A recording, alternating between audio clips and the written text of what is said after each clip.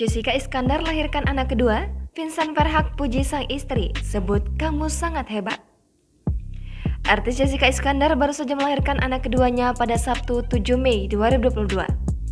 Vincent membagikan momen Jessica Iskandar melahirkan dalam Instastory @f.andrianto pada Sabtu 7 Mei 2022. Terlihat Jessica Iskandar tengah berbaring di ranjang rumah sakit.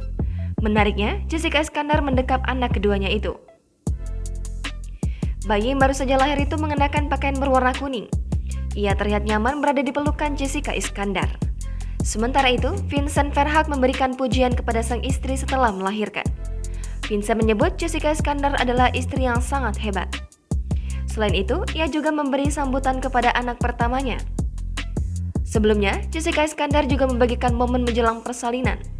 Momen tersebut ia bagikan dalam akun Instagram @inijedar pada Sabtu 7 Mei 2022.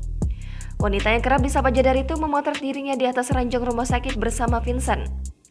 Vincent terlihat memeluk perut Jessica Iskandar saat itu.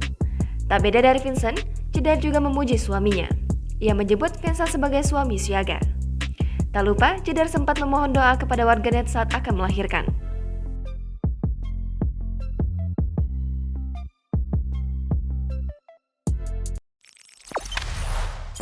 Jangan lupa subscribe, share, komen, dan like ya.